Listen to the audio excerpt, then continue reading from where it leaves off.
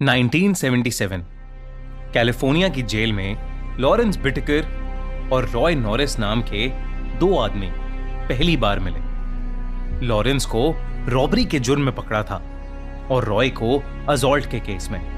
दोनों बहुत जल्दी दोस्त बन गए और दोस्त बनने के बाद उन्हें यह समझ आया कि वो दोनों एक ही तरीके से सोचने वाले लोग थे और एक ही तरह का इंटरेस्ट शेयर करते थे, और वो इंटरेस्ट था टीनेज लड़कियां। जैसे जैसे उनके दिन उस जेल में बीतते जा रहे थे, उनकी दोस्ती और गहरी होती जा रही थी। वो अब डिटेल में प्लान बनाने लगे थे कि वो कैसे लड़कियों को किडनैप करेंगे और फिर उन्हें टॉर्चर करेंगे। जब लॉरेंस के जेल से छूटने की डेट पास आ गई, तब उन दोनों ने डिसाइड किया कि दोनों जेल से निकलने के बाद अपने बनाए हुए प्लान्स को अंजाम देंगे। लॉरेंस जेल से रिहा हो गया और उसके रिहा होने के कुछ महीनों बाद रॉय भी जेल से छूट गया। रॉय जेल जाने से पहले एक इलेक्ट्रिशियन का काम कर रहा था और जेल से छूटने के बाद वो अपनी मॉम के साथ जाकर रहने लगा था और वापस इलेक्ट्रिशियन का काम करने लगा था। एक दिन अचानक से लॉरेंस एक वैन को लेकर रॉय के घर पहुंच गया और उसे याद दिलाने लगा कि उन्होंने जो प्लान्स जेल में बनाए थे वो अब एग्जीक्यूट करने का टाइम आ चुका है। ये प्लान्स क्या थे और उन दोनों ने मिलकर ऐसा कौन सा रोंगटे खड़े कर देने वाला क्राइम किया था, ये जानने से पहले थोड़ा दोनों की साइकोलॉजी समझते हैं। लॉरेंस के पैदा होते ही लॉरेंस की मॉम ने उसे अडॉप्शन के लिए एक ऑर्फनेज में दे दिया था। लॉरेंस बचपन से ही छोटे मोटे क्राइम्स करता रहता था और जब वो एक टीनेजर बना तब उसे एक कार चुराने के मामले में कैलिफोर्निया यूथ सेंटर भेज दिया गया। जब लॉरेंस 19 साल का हुआ तो उसे यूथ सेंटर से रिलीज किया गया। उसके बाद वो क्राइम की दुनिया में पूरी तरह डूब गया। असॉल्ट, चोरी, हेरा फेरी, यही सब करते हुए लॉरेंस अपनी जिंदगी जी रहा था। इसी दौरान वो कई बार जेल गया, मगर उसके क्राइम्स कभी रुके नहीं। जेल में उसे जो साइकेट्रिस्ट असाइन हुआ था, उसने अपनी रिपोर्ट में यह बताया कि लॉरेंस बहुत ही ज्यादा मैनिपुलेटिव इंसान था, जिसके एक बहुत भयानक क्रिमिनल बनने का खतरा था। लॉरेंस को लंबी जेल तब हुई जब उसने एक सुपरमार्केट के एम्प्लॉय को चाकू से स्टैब कर दिया था और उस सुपरमार्केट में चोरी करने की कोशिश की थी।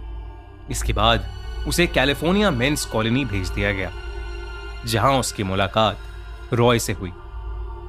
रॉय के बचपन में भी उसके फैमिली मेंबर्स ने कभी उसे प्यार नहीं दिया। रॉय ने कभी चोरी चकारी नहीं की थी, लेकिन वो लड़कियों के साथ छेड़खानी करता रहता था। एक बार उसने एक लड़की का सर पत्थर से फोड़ डाला और रॉय को उसके लिए जेल हो गई।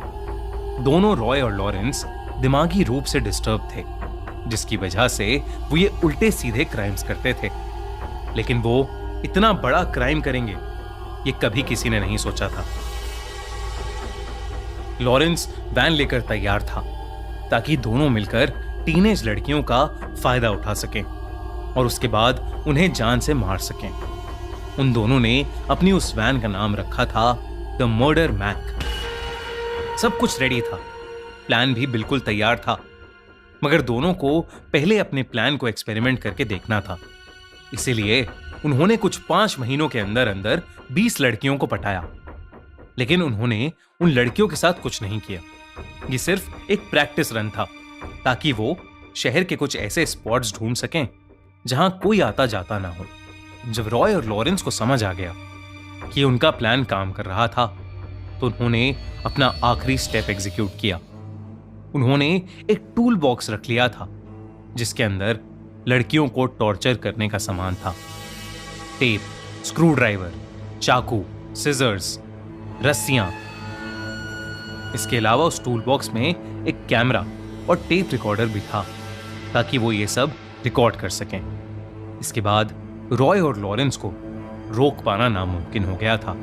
एक के बाद एक वो लड़कियों के साथ दोस्ती करते, उन्हें किसी भी बहाने से अपनी वैन मर्डर मैक में बिठाते और उनके साथ अपने टूल्स से बहुत बुरी तरह टॉर्चर करते। ये सब वो अपने टेप रिकॉर्डर पर रिकॉर्ड करते और अपने पोलारॉइड कैमरा से उन लड़कियों की फोटोज भी लेते और फिर उन लड़कियों की बॉडीज को पहाड़ों के आसपास फेंक आते थे।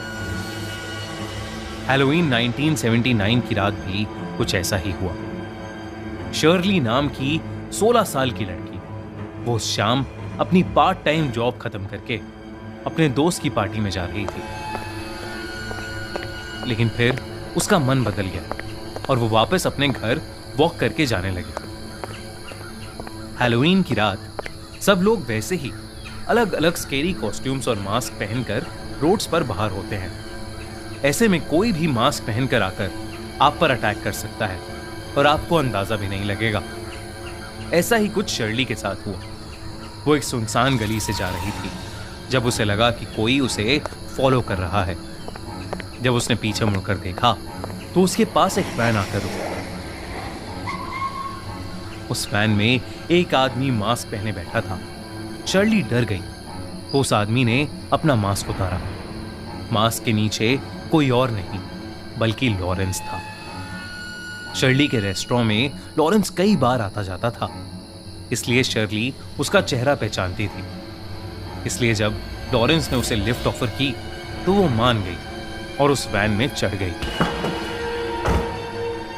लॉरेंस और रॉय दोनों ने पहले तो उसके साथ खूब हंसी मजाक किया, लेकिन जैसे ही उसका घर आया रॉय ने गाड़ी मोड़ी और तब शर्ली को लगा कि कुछ गड़बड़ है।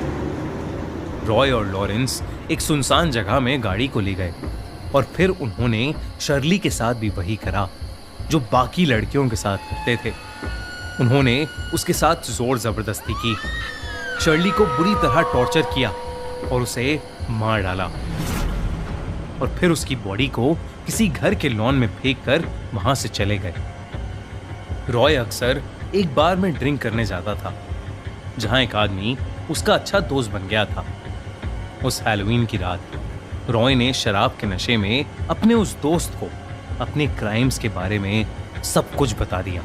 कैसे उसने लॉरेंस के साथ मिलकर उन मासूम लड़कियों की सीरियल किलिंग की थी।